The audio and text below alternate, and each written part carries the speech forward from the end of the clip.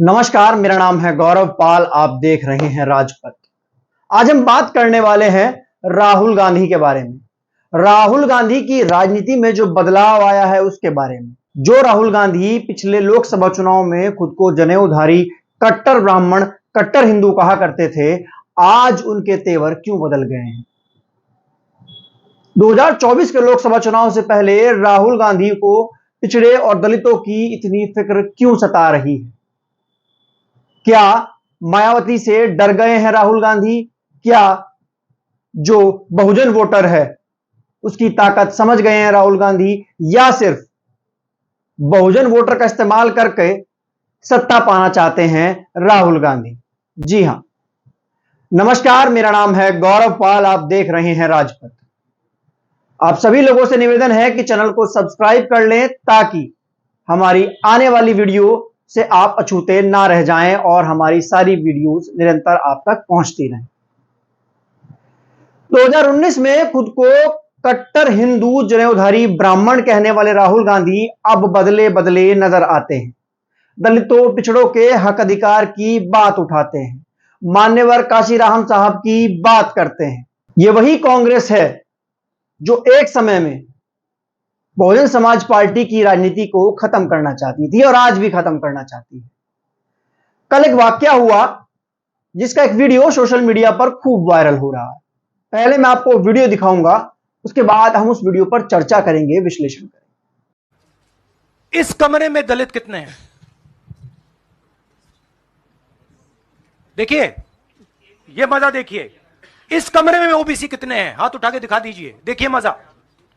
नहीं, वो आप कैमरामैन है भैया, आपकी बात नहीं कर रहा हूं मैं, इनकी बात कर रहा हूं। तो यह सवाल है, हिंदुस्तान के इंस्टीट्यूशंस में ओबीसी कितने, दलित कितने, आदिवासी कितने? यह सवाल हम पूछ रहे हैं। इंस्टीट्यूशंस के बारे में पूछ रहे हैं, धन के बारे में पूछ रहे हैं, एसेट्स के बारे में पूछ रहे हैं और आबादी के बारे में पूछ रहे हैं। राहुल गांधी कल एक प्रेस कॉन्फ्रेंस कर रहे थे। प्रेस कॉन्फ्रेंस में राहुल गांधी हर बार अब दलित पिछड़ों की हिस्सेदारी, भागीदारी, उनके प्रतिनिधित्व का मुद्दा उठाते हैं। तो कल राहुल गांधी ने मीडिया में दलित और पिछड़ों की हिस्सेदारी, भागीदारी का मुद्दा उठाया। पहले तो मैं राहुल गांधी को तहे दिल से धन्यवाद कहूंगा कि राहुल गांधी ने मेन स्ट्रीम मीडिया में दलित पिछड़ों की भागीदारी का मुद्दा उठाया, प्रतिनिधित्व का मुद्दा उठाया। लेकिन राहुल गांधी ने जो बात कही वो अधूरा सत्य है। आज पूरा सत्य हम बताएंगे और इस वीडियो का भी विश्लेषण करेंगे और राहुल गांधी का जो दलित पिछड़ा प्रेम है उसका भी विश्लेषण करेंगे। राहुल गांधी कह रहे हैं कि इस रूम में, इस कमरे में जहां पर वो प्रेस कॉन्फ्रेंस चल रही है, कितने लोग दलित हैं, कितने लोग ओबीसी हैं। क्या राहुल गांधी नहीं जानते कि मेन स्ट्रीम मीडिया में कितने लोग ओबीसी हैं और कितने लोग दलित हैं? क्या यह व्यवस्था पिछले 10 साल में सिर्फ भाजपा ने बनाई है?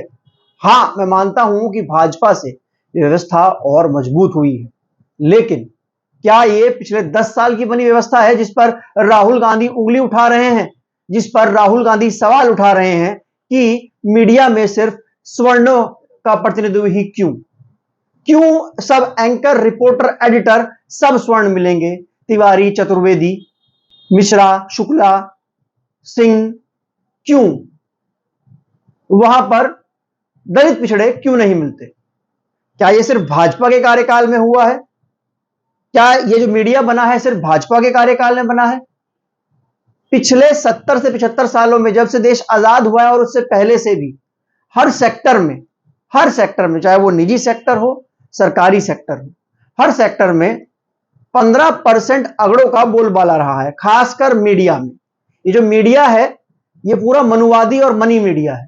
मनी मीडिया को जो ओन करते हैं वो स्वर्ण समाज के लोग ओन करते हैं और वो लोग अपने उन चैनल्स में दलित पिछड़ों को बिल्कुल भी वरीयता नहीं देते भी हैं तो कंटेंट राइटिंग में, वीडियो एडिटिंग में, पर्दे के पीछे का जो काम होता है, कैमरा पकड़ने में, लेकिन जो पर्दे के सामने का काम होता है वहां पर सब अगड़े मिलेंगे। तो क्या व्यवस्था सिर्फ पिछले 10 साल में बनी है? यह व्यवस्था पिछले 70 से 75 साल से चली आ रही है, उससे पहले से चली आ रही है।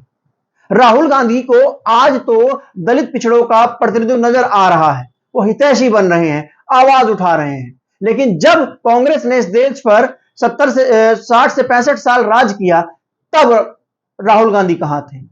राहुल गांधी के नेतृत्व में 10 साल कांग्रेस ने राज किया, तब राहुल गांधी कहां थे? तब राहुल गांधी ने क्यों इस मनुवादी मेन स्ट्रीम मीडिया में, मनी मीडिया में दलितों पिछड़ों के प्रतिनिधित्व का सवाल क्यों नहीं उठाया? अब क्यों उठा रहे हैं? क्या चुनाव आने की वजह से उठा रहे हैं? क्या चुनाव आने की वजह से दलित पिछड़ों के हितैषी बन रहे हैं? क्यों राहुल गांधी ने इस पूरे मामले में सवाल नहीं उठाया? क्यों इसको लेकर काम नहीं किया जब उनकी सरकार थी? निजी सेक्टर में आरक्षण लागू क्यों नहीं किया, जिसकी बात बार बार माननीय काशीराम, बसपा सुप्रीमो और बहुजन मूवमेंट करती आई है कि निजी सेक्टर में आरक्षण लागू हो? तो कांग्रेस ने अपनी सरकार कार्यकाल में यह क्यों नहीं किया? कांग्रेस की सरकार हिमाचल प्रदेश में है, राजस्थान में है, छत्तीसगढ़ में है, कर्नाटक में है, बिहार में समर्थन की सरकार है, झारखंड में समर्थन की सरकार है। वहां पर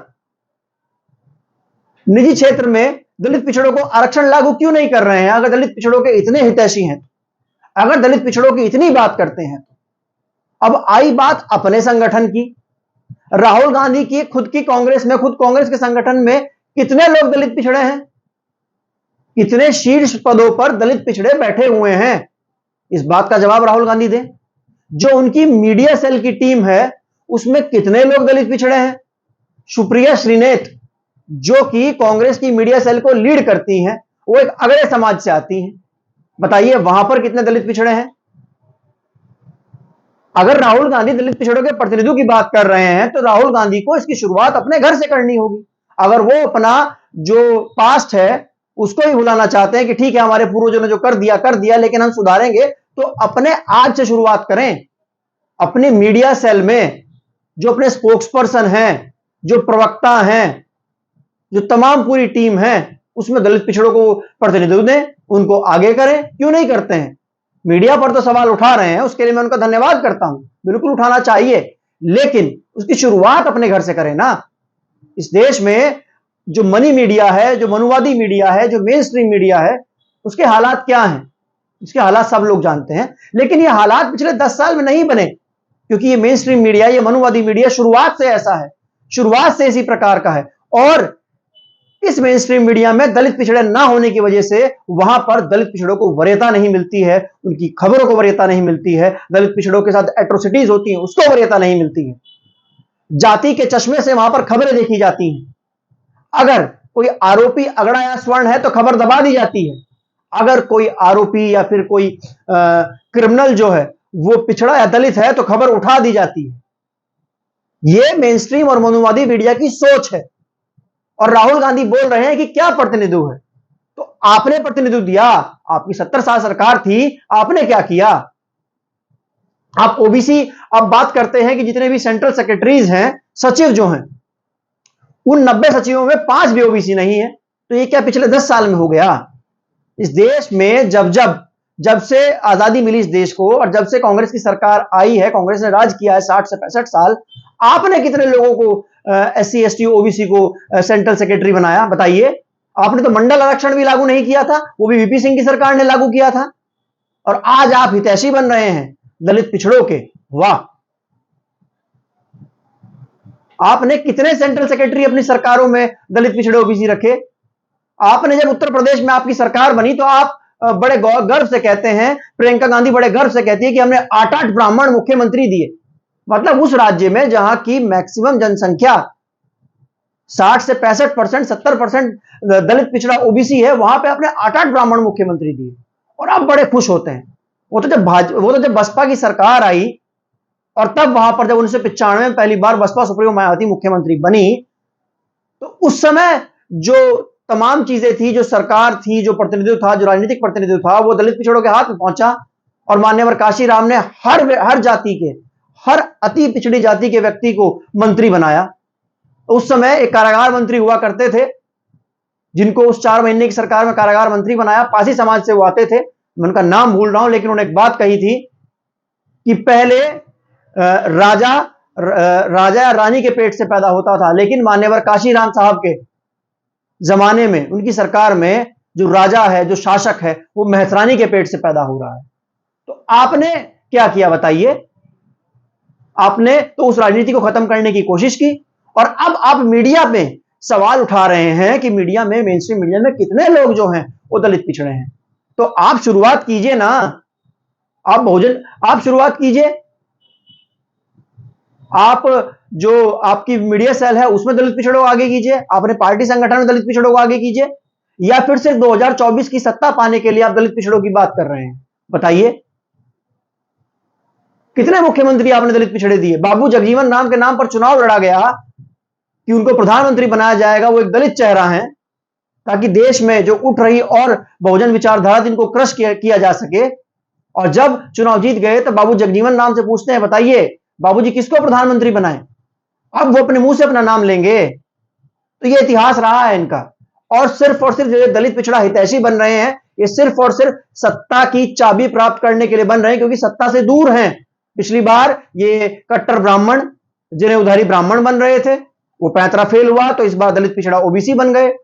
अब ये फेल हो जाएगा तो अगली बार न जाने क्या बन जाएंगे।